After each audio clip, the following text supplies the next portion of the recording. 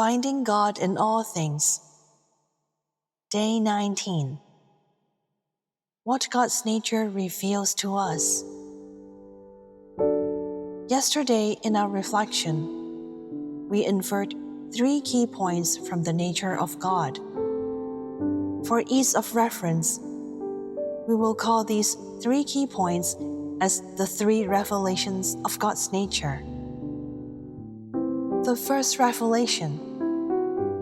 Out of love for us, God is willing to do all things and become all things. This revelation reminds us that God is willing to bestow grace upon us unceasingly and boundlessly. The second revelation. God will do anything to save us at all cost. This demonstrates God's characteristic of being willing to go to all lengths and have no hesitation to save us. The third revelation. God has specific requirements for us, namely, to deny ourselves and take up our cross to follow Him. A demand that sounds easy, but is challenging to fulfill. While this may seem like a demand from God, it is essentially rooted in our benefit. Instead of a demand, it is more accurate to say that God has given us crucial guidance, teaching us the key to attaining His greatest blessings. Most importantly, the third revelation plays a decisive role, as it is the only key that can, quote-unquote, activate the first and second revelations. Why is that? Because God has given us free will and will not force us to accept His love. Additionally, relationships are always mutual, so our willingness and cooperation are key to whether God can unfold His perfect plan in us. We need to understand that when it comes to achieving this goal, no one understands it better than God. However, as we have consistently emphasized, there is only one method, and it's not easy. But if we follow through, God's promises will manifest in our lives. The key to victory, as we refer to it here, is precisely the advice Jesus gave to His disciples. If any want to become my followers, let them deny themselves and take up their cross daily and follow me. This is not only the key to unlocking God's infinite blessings upon us, but also the first step in returning God's love. Please don't be intimidated by these seemingly high demands. After all, what does it mean to deny oneself? For the rich young man, Jesus' answer was, "Go, sell whatever you have and give to the poor."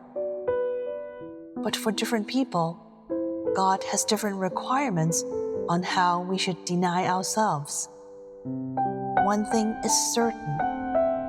God asks us to let go of things that may seem important to us, but are not so in the eyes of God. This is where it becomes most challenging for us.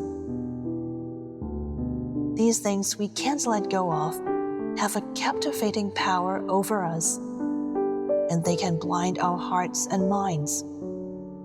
What's more frightening is that they can prevent us from seeing the truth, hinder us from receiving the most crucial messages from God in the present moment, causing us to lose the wisdom of the Holy Spirit and make wrong decisions. Wasn't it because the rich young man couldn't let go of his possessions that he completely missed the crucial message that Jesus told him? And most importantly, these things we can't let go of can deprive us of the freedom that we have gained through the free will given by God. Of course, in addition to tangible things, what we want to abandon also includes intangible things such as our desires, our pursuits, our plans, etc. These things that we strive to pursue greatly hinder us from choosing God's tailor-made plan for us. Regrettably, these things not only take away the place God should hold in our hearts, but also cause us to lose the ultimate love we should choose in our lives.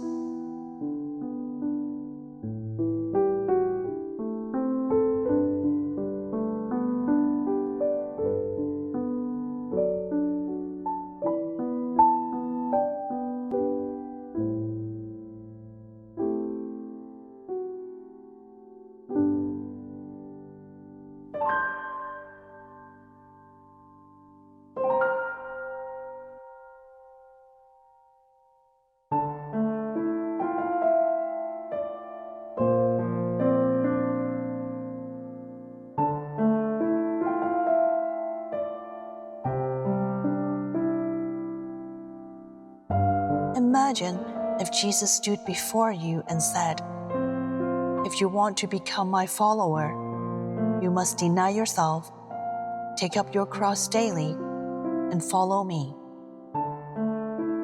How would you feel? Do you perceive this request as a significant burden, or do you see it as a special reminder and tip from God?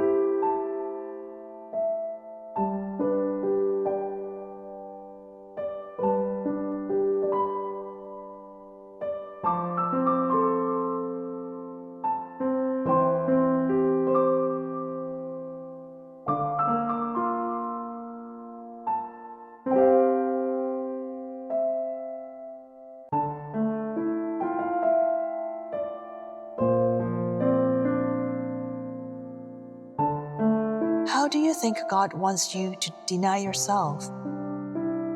I invite you to ask God in your meditation.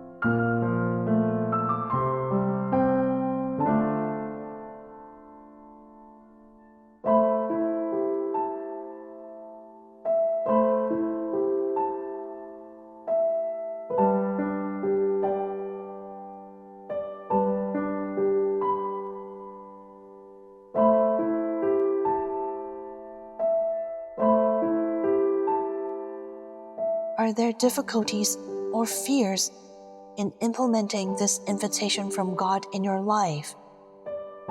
If so, why?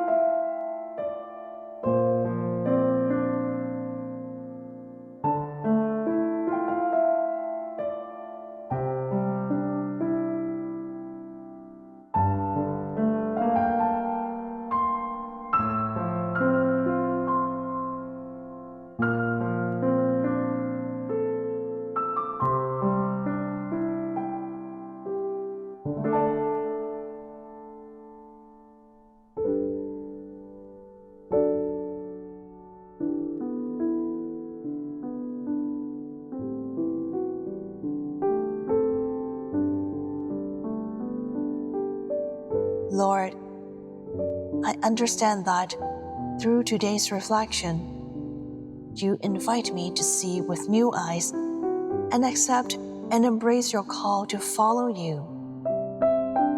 Please remind me not to view this request as a burden in my life, but as a key for unlocking infinite blessings from you, an opportunity to love you as you have loved me. Help me to act in accordance with this new perspective, to accept your invitation on how to deny myself, and to face and renounce those things that captivate me and cloud my judgment. Holy Spirit, please enlighten me. Teach me to use the free will gifted by God wisely, and guide me in making the right choices so that the Father's plan for me may unfold smoothly. Lord, I willingly surrender myself to you.